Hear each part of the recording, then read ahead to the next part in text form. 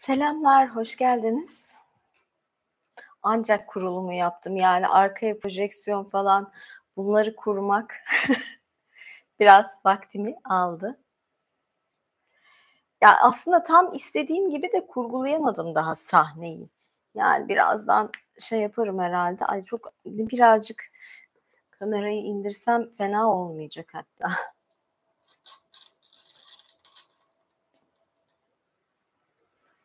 Ay, orada da şeyler gözüküyor, tuvaller gözüküyor falan böyle. Hoş bulduk, nasılsınız? Heh, şimdi daha iyi oldu. Şimdi de sehpa gözüküyor. Yani kadraj ayarlamak gerçekten bir mesele. Koca alanda da sığamıyorum sanki. Ay, böyle de birazcık resmi şey yaptım ama azıcık geliyorum. Bir de evet, bu resmi de birazcık böyle kaydırırsam tam olacak.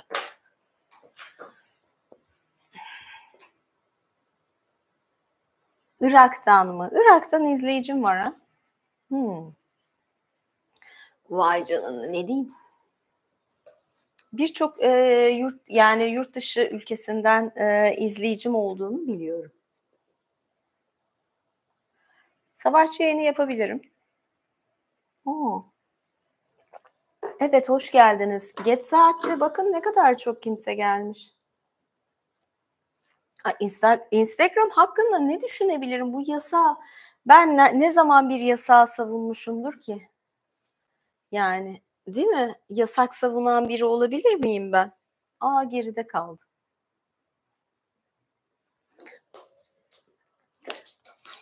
Gerçekten bayağı.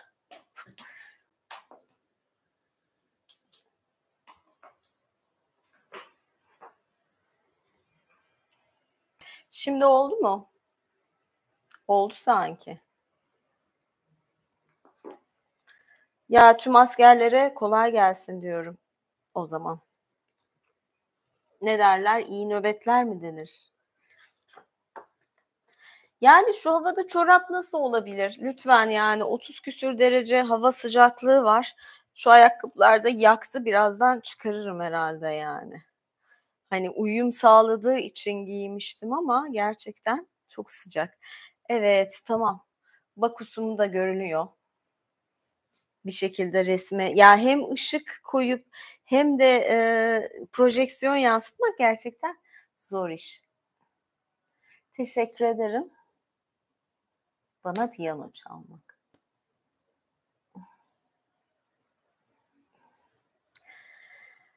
Evet. Ne diyordum? Hoş geldiniz.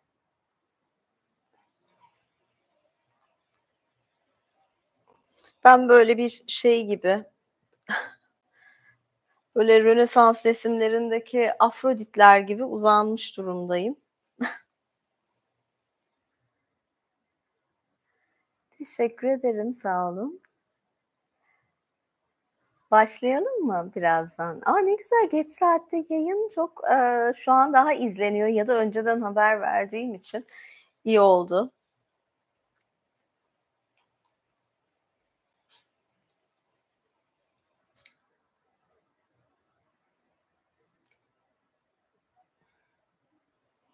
Teşekkür ederim. Bugün Dionysos okumak istedim. Dionysos okumamdaki en büyük sebep de ne biliyor musunuz? Neden sebep? Ya, ben Dionysos'u zaten çok seviyorum. Gözlüğümü alayım. Şu ışıklar, projeksiyonun ışığı, sonra, ay, bu da silmem lazım. Bu da çok parlıyor. Projeksiyonun ışığı, sonra bu böyle ring light'lar falan çok gözümü alıyor. Evet, Dionysos'u bulalım. Şimdi size asıl ben zaten, sevgili Erhan Altunay'ın kitabından parçalar okumak istiyorum. Resmen kitabı bugün okudum yani. Yarısını, 2'ye böleceğim çünkü Dionysos uzun bir konu ve ben bir güne sıkıştıramam sevgili Dionysos'u. Çok severim çünkü. Yani kadınların koruyucusu tanrı yani bayılırım. Bayılıyorum. Evet.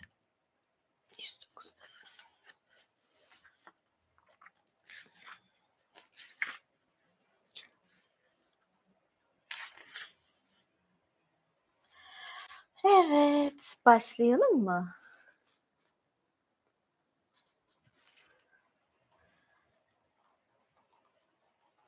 Ay, bu ayakkabılar da düşmesin, düşebilir, her an düşebilir.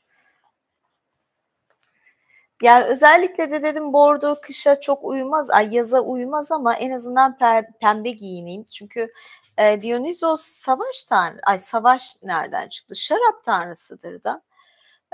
Bugün, hani, şarap üzerine olan kısımdan konuşmayacağım. Daha çok başka konulardan konuşacağım. Evet. Şimdi Dionysos ya da Bakus, Yunanlar ve Romalılar tarafından benzer biçimde şarap ve üzüm bağlarının tanrısı olarak görülmüştür. Daha açık anlamıyla sonbaharın nimetlerini temsil eder. Meyvelerin insanların kullanabilmesi için olgunlaşmasını sağlayan odur. Tam da zamanında okuyorum. Medeniyetin, nezaketin ve düzenli siyasi ilişkilerin faydalarını insanlığa bağışlayan odur. Tebai Tanrı'nın doğum yeri olarak nitelendirilmiştir. Annesi göklerin büyük tanrısı Zeus'un aşkıyla onurlandırdığı Kadmos'un kızı Semele'ydi. Ancak bu büyük aşk sonunda Semele'nin ölümüne neden oldu. Çünkü bu durumu giderek kıskanan Hera, Semele'nin süt annesi kılığına girip onun yanına gidiyor ve aşkının kutsallığının doğru olup olmadığı konusundaki şüphelerini kızıştırıyor.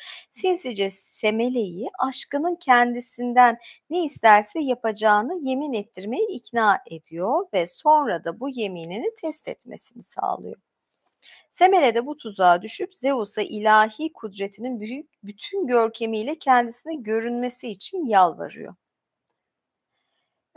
Zeus sevgilisinin bu talebini geri çekmesini istiyor ama Semele ısrar ediyor ve sevgilisinin talebinin yerine getirince onun, şimşeği çakıyor, işte, Semele'ye ve Semele yanarak kül oluyor ve hayatını kaybediyor.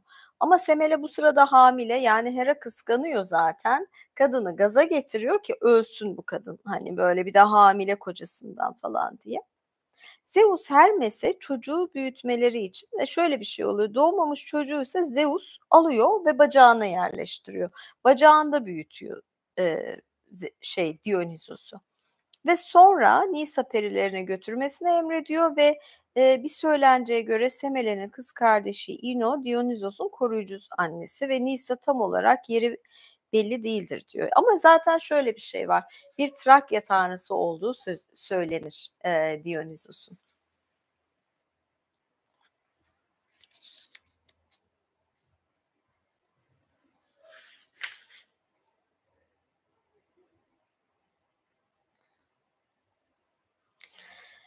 Yani doğumu böyle ama ben size daha uzun şekilde de, okuyacağım. Ormanın ıssızlığının ortasında büyüyen ve kendisini ormandaki vahşi hayvanlarla çekişerek güçlendiren Dionysos nihayetinde üzüm asması dikmiştir. Kısa sürede içinde hem Tanrı'nın hem de hizmetçilerin üzüm suyundan dolayı kendilerinden geçmişlerdir. Ardından defne ve sarmaşık yapraklarıyla taçlandırmıştır. Kendisine ibadet edenlerin yüksek sesli ve neşeli çığlıklarıyla yankılanan ağaçlar arasında gezinirken ona bir sürü satirler, kır tanrıları falan eşlik etmiştir.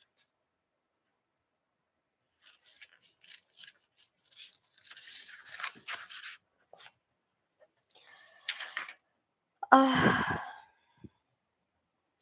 şimdi ben, burada size genel olarak nereden, çıktığını söyledim. Yalnız, tabii bu tanrının Anadolu tanrısı olduğu zaten söyleniyor. Şimdi dedim ya bugün oturdum, kitabı okudum ve, şöyle size biraz parçalar şey yapacağım. Şimdi tanrılar, daha doğrusu tanrı ve tanrıçalar Olimpos tanrıları ve olmayanlar diye de ayrılıyor. Şimdi Olimpos da 12 tane ana tanrı ve tanrıça var. Ve bunlar yani bir böyle şey gibi, yani tamamen tanrısallık Olimpos'taki tanrılar. Dionizos ise aslında bu Olimpos tanrılarından değil ama yani Zeus onu sonra Olimpos tanrısı olarak kabul ediyor. Çünkü Dionizos'un özelliği kendisinin kendisinin, eee, insanlara yakın olması. Yani şey olarak düşünüyor, tanrılar, yani onu, fazla insanlara yakın buluyor. Yani Dionizos'ta tanrı egosu yok.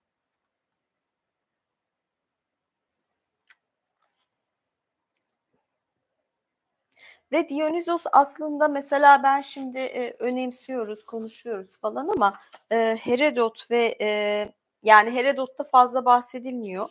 İlyada Destanı'nda da fazla bahsedilmiyor. Yani öyle bir, durumu var.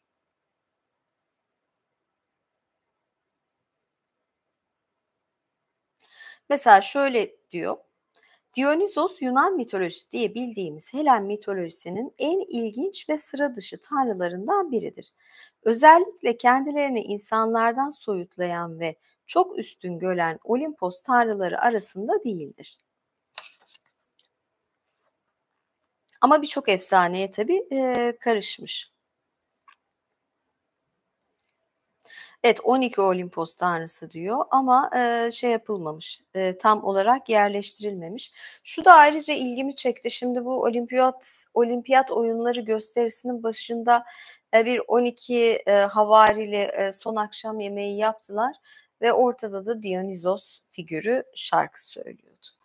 Bu resim, Caravaggio'nun yaptığı bir, Dionysos resmi.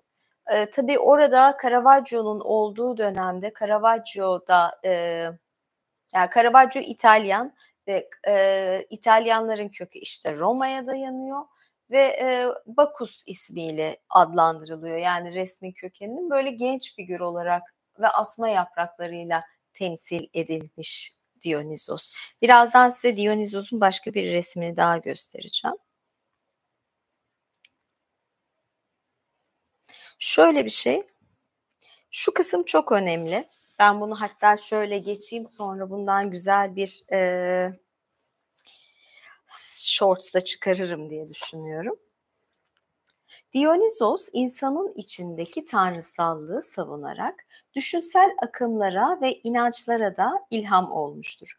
Dionysos olmak, halka yukarıdan bakan ve halkı kendi kurallarıyla yönetmeye çalışan bir bakış değildir. Tam tersine halkla olan ve halkı yansıtan bir duruş olmuştur. Dionysos olmak aynı zamanda insanın içindeki tanrısallığın farkına varmaktır. Yani bu kısım önemli. Yani şey diyor, içinizdeki Tanrı'yı bulun diyor. Diğer tanrılar diyor ki biz Tanrıyız, siz sefil insanlar da kimsiniz falan diyor. Yani üstünüz biz diyor. Apollon falan öyledir yani. Feci bir ego vardır. Dionysos ise insanlara daha yardım etmeye yönelik, daha insancıl ve Dionysos için mesela Apollon akılcıysa Dionysos bir tür böyle sarhoşlukla nasıl diyeyim, esrik bir hâldir yani. Saçımı toplayayım.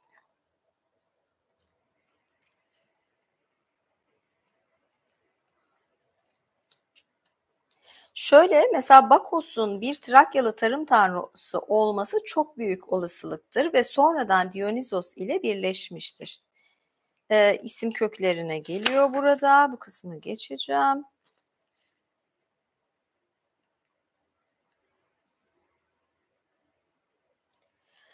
Eee Şöyle, öyle ya özgürlüğüne düşkün insan doğasını temel alan bir Dionysos. Tanrı Helen'in toplumunda ne yapsın?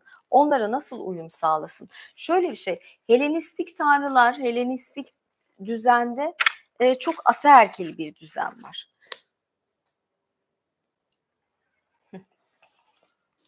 Çok ataerkil bir düzen var. Yani şöyle diyeyim, ımm kadınlar evde. Şöyle deniyor, bir kadın dışarıdaysa ya çok yaşlıdır ya da çok çirkindir deniyor. Yani dışarıda olan gezen, o saatte orada sokakta ne işi varmış anlayışında böyle ne işi var diyecek şekilde bir yobaz anlayış var.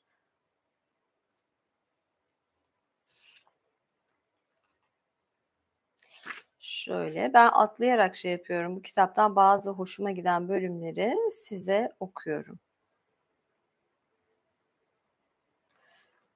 Yani, mesela Homeros da aşağılıyor, Herodot da aşağılıyor Dionysos'u. Yani, o da kimdir gibisinden öyle tanımlar var.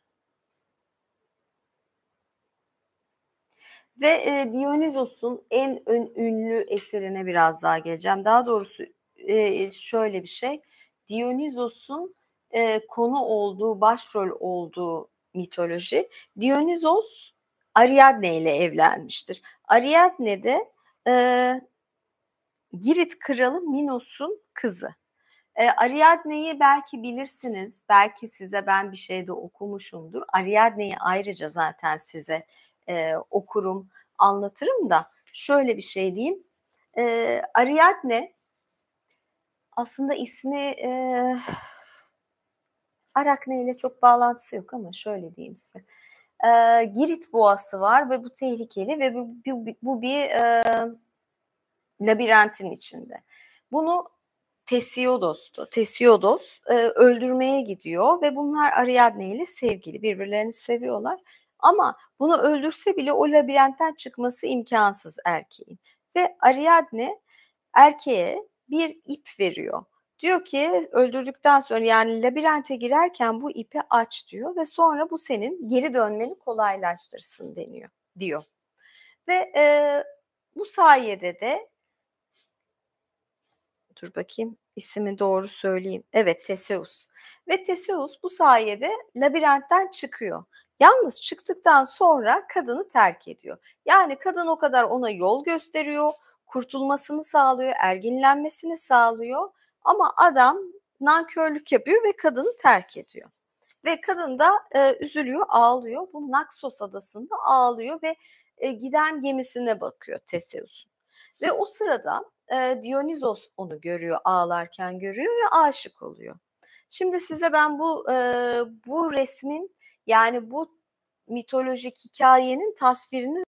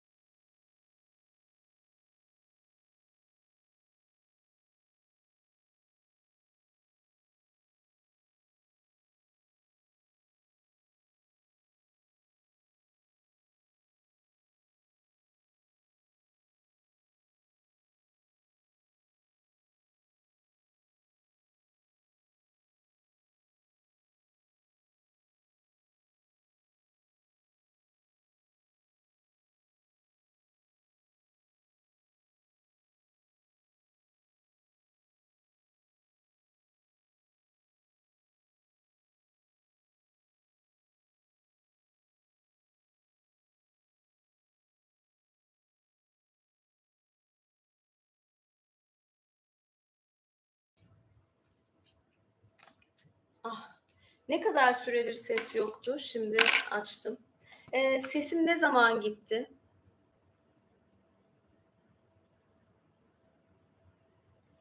Ah, ses yok, ses yok deniyor. Ses ne zaman gitti? En son ne duydunuz mesela? Ay, üzüldüm yani bu kadar anlat anlat, konuş konuş. 3 dakikadır mı yok? Hah, tamam. 5 dakika oldu. Şimdi o zaman ben size tekrar okuyacağım. Çünkü 5-10 dakika mı? Ya gerçekten en önemsediğim kısım ve ses yok.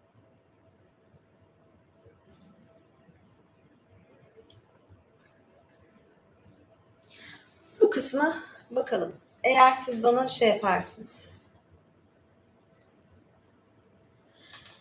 Ariadne aslında dişil bilgeliğin de bir göstergesidir. Bilinç dışının dehlizlerini temsil eden labirent içinde erginlenme yolunda olan kahramanın kaybolduğu, yolunu kaybettiği bir tuzaktır da.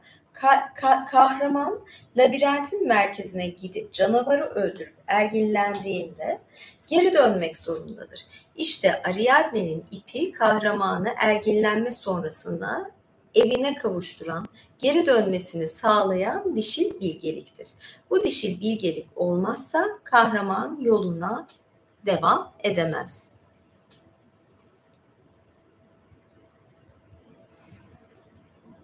Teşekkür ederim. Ne diyordum? Dionysos'un ben özellikle kadınları koruyan kısmından, kadınlara destek olan kısmından bahsetmek istiyorum zaten bu bölümde.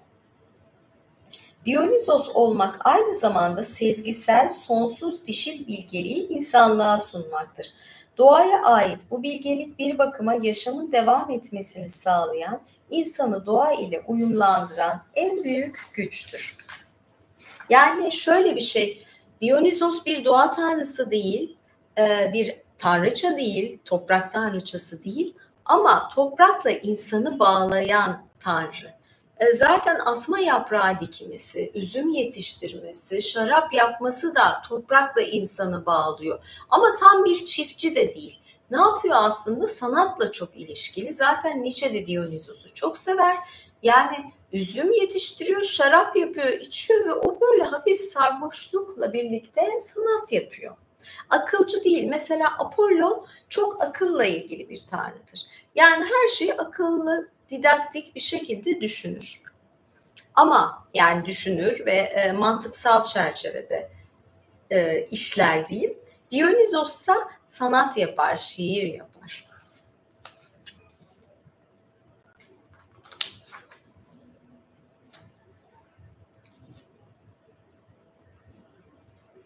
Ve annesi de Semele, o da zaten Anadolu'dan çıkma bir tanrıça. Yani Dionysos'un kökeni Anadolu, bu çok önemli.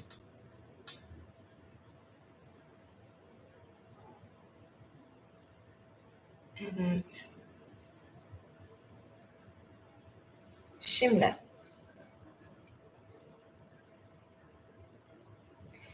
mesela şeye geleceğim. Önceden bahsettiğim dedim ya, şimdi ben size şu resmi de yapacaktım da neyse biraz daha böyle uzanalım.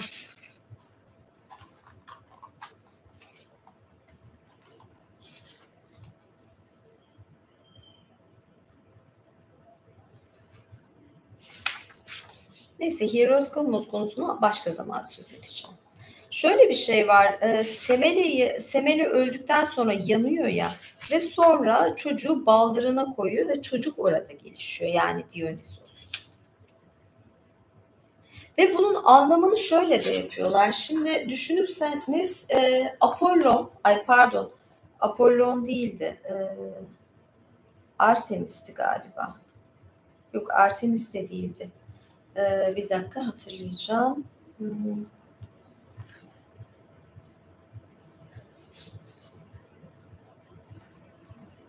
Çünkü başından doğan Zeus'un başından doğan tanrıçaydı. Nerede o kısım?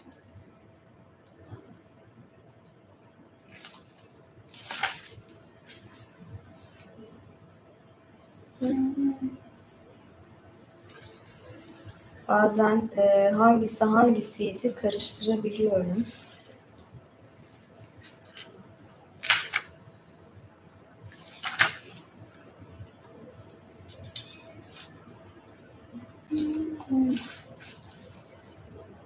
Şöyle, neyse, ben aklıma geldiği zaman, emin olduğum zaman size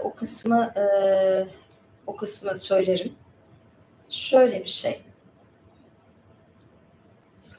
Şimdi bunlar ana tanrı ile tanrıça ile birleştiği zaman toprak yeşeriyor, yaz geliyor ve sonra aslında Zeus'la birleşip Zeus ona görününce Semele yanıyor, böyle kavruluyor ve toprak ve ekinlerin sararması, olgunlaşmasını simgeliyor bu. Bunu bu şekilde de yorumluyorlar ve sonra başından değil, baş çünkü akılla, düşünmeyle ilgili baldırından büyüyor. Baldır ve ayaklar ise toprakla ilgilidir.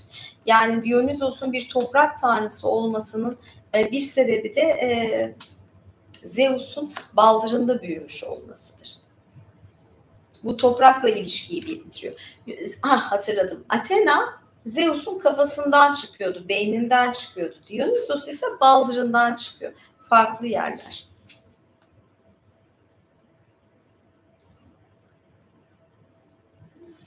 Evet. Ve Dionysos için de 2 defa doğma kısmı var. Çünkü bir şekilde böyle öldürülmeye kalkıyor ama sonra tekrar kurtarılıyor. Yani bu kısmı da şimdilik geçeceğim.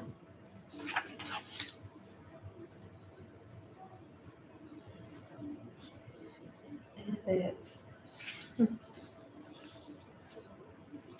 Şöyle, şu kısım önemli. Dionysos bugün şöyle bir şey. Bir hiyerarşi var devlet yapılanmalarında. Ve burada sınıfsız toplumlardan sınıflı toplumlara geçilmiş. Eskiden sınıfsızmış toplum, daha paganik iken. Yönetici sınıfın yanı sıra bir de erken aristokratlar sınıfı türemiştir. Aşağıdaki hiyerarşiler ve sınıflar belirlenirken yukarıda da tanrılar aşağıdaki yapılanmanın bir benzerini örgütlemişlerdir. Dionysos bu dönüşüme karşı gerçek paganizmi ve doğanın üstünlüğünü savunan bir tanrı olarak aykırı kalmış, egemen aristokratların nefretini kazanmıştır. Oysa Anadolu, Anakara, Helen şehirlerinin aksine hala kadını gözeten, ana tanrıçaya değer veren ve anaerkillikle paganizmin kurumlarını muhafaza eden bir yapıdaydı ve doğa tapımı çok daha yaygındı.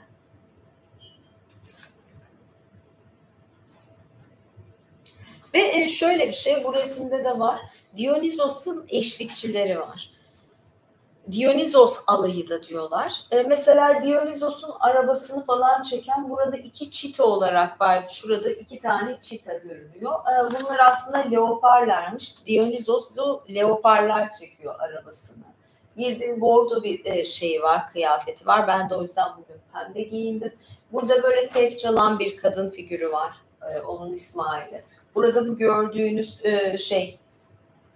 böyle yılanlara sarılı bir başka adam. Şu keçi ayaklı bir çocuk, bunlara satir deniyor ve bunların arasında satiros da deniyor. Devamlı erekli bir penisle dolaşan yarı insan, yarı hayvan bir yaratık. Tabi burada çocuk olarak tasvir edilmiş. Geç dönemlerde keçi ayaklı olarak da resmedilmiştir. Sembolik olarak tensel bütün duyguları ve vahşiliği temsil eden satiroslar genelde mitlerden çok heykellerde yer almışlardır. Yani ve bir fallus kültü var Dionysos'ta da. Şöyle yapalım. Eril gücün sembolik ifadesi olan fallus, toprağı yani ana tanrıçayı dölleyen tanrı olarak bolluk ve bereket kültleriyle ilgilidir. Tam da Dionysos'un bir zamanlar olduğu gibi tarım tanrısının bir simgesidir. Dionysos törenlerinde taşınan fallus, aynı zamanda hazın da simgesi olduğunu ve büyük bir hazla gerçekleştiren cinsel birleşmenin sonucunda bolluk ve bereketin daha da artacağı inancını unutmamak gerekir. Dionizos zevk almayı da simgeliyor. Ve Dionizos ritüelleri var. Ritüellerin de en büyük özelliği buna kadınlar da katılabiliyor. Bu böyle ilerleyen zamanlarda ataerkillik yaygın olunca kadınlar bu törenlere katılamıyor. Dionizos ritüellerine ise katılabiliyorlar. Ve bu Helen toplumunu alt üst eden bir durum.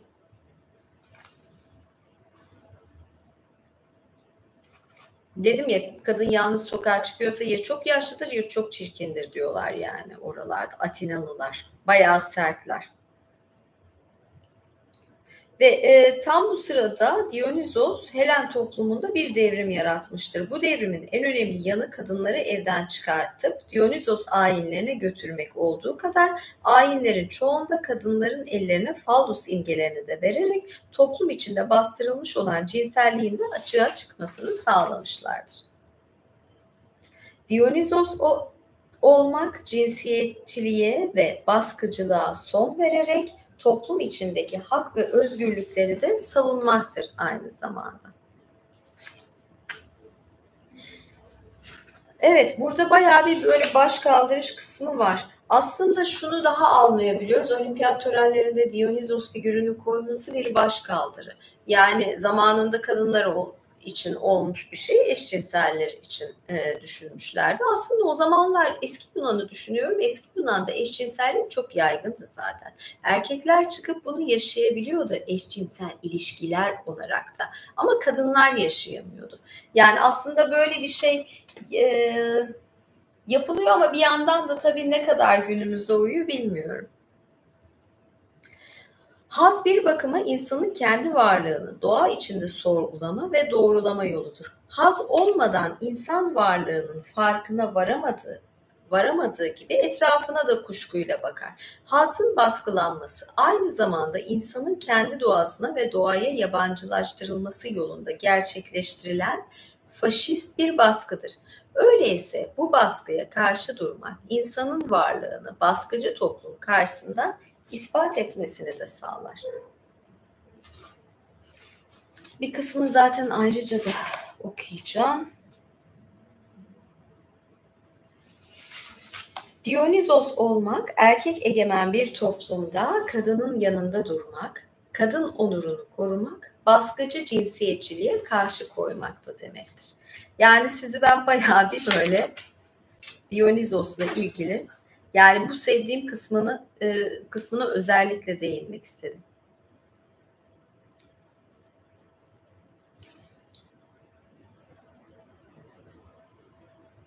Şöyle bir şey. Hatta şöyle bir bölüm var. Euripides Bakalar adlı eserinde kahin Teiresas'a, bunları okumakta bazen zorluk çekiyorum. Kahin Teiresas'a, geç saat ya kafam gitti. Şöyle bir şey, yani bir kahine Bakalar adlı eserinde Euripides, gerçekten gözlerim falan böyle şey olmaya başladı. Doğru yola girmek istiyorsan Tanrı'yı ülkene kabul et. Onu şarap törenleriyle karşıla. Sen de Bakus'a bağlan, başına taç giy. Şunu bil ki azgın kadınları Afrodit'e doğru iten Dionysos değildir. Bu itiliş onların doğalarında vardır. İnsanın doğasında var olan her şeyde ise bir bilgelik saklıdır. Şöyle düşünmen doğru olur. Temiz yaratılışlı olan kadın en taşkın cümbüşlerde bile kendini lekeletmez. Yani şöyle bir şey zaten. Orada her sokağa çıkanı lekeli gördükleri için yani bir kadına ayrı bir onur vakfediyor Dionysos. Zaten Ariadne ile evlenmesi de, Ariadne terk edilmiş vaziyette ağlarken evleniyorlar ve onu tanrılaştırıyor, tanrıçalaştırıyor Dionysos. Bu resimde de zaten o ilk karşılaşma anı tasvir edilmiş. Tiziano adlı ressamın, Titan diye de geçer, Tiziano diye de geçer. Çok çok sevdiğim bir Rönesans resmidir. Venediklidir Tiziano ve böyle renkleri çok çok iyi kullanır. Evet. Ben tabii ki Dionizosgiller derim, soruya bak. Ya, zaten çok sevdiğim için, birden fazla bölüm ayırmak istedim Dionysos'a. Yani, şimdi mesela neden olimpiyat törenlerinde Dionysos'u koydular, bilmem anlayabildiniz mi?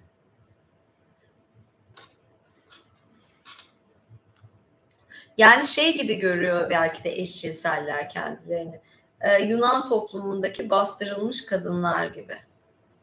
Ama düşünürsek kadınlar her zaman bastırılıyor. Şimdi de bastırılıyor. Eskiden de bastırılıyordu. Çok eskiden bir tek Anadolu'da gerçekten hakkı veriliyordu. Yani şunu unutmayalım. Anadolu kibelenin falan var olduğu ve birçok ana tanrıçanın, toprak tanrıçasının olduğu yer ve hala da zaten adı üstünde Anadolu. Bizde bu topraklarda kadın önemli. Soruya bakın, Galatasaray 5 gol yemiş. Ben eski Beşiktaşlıyım, pek takım tutmuyorum ama Beşiktaş attığı için sevindim de. Evet, yayını burada bitiriyorum. Bir Dionysos bölümü daha yapacağım. Yani Dionysos'la ilgili yine okuma yapacağım. Şöyle nereye yerleşeyim? Bir Dionysos bölümü daha yapacağım. Ama hani bir sonraki bölümde mi yaparım, bakarız ona.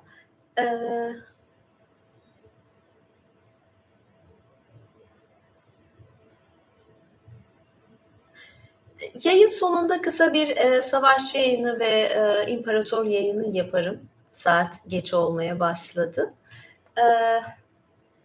Ne yapıyoruz? Eğer abone değilseniz kanala abone oluyorsunuz, videoları beğeniyorsunuz, yorum yazıyorsunuz. Bundan çok memnun olurum. Daha fazlasını istiyorsanız, daha özel içerikler istiyorsanız katıla giriyorsunuz ve üyem oluyorsunuz. Görüşmek üzere diyorum. İyi geceler, iyi hafta sonları. Bay bay.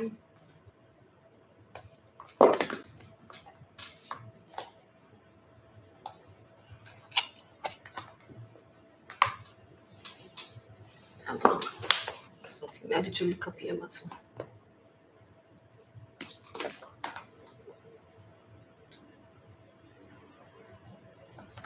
Üyeliklerim İmparator üyelik ve savaşçı üyelik şu an için.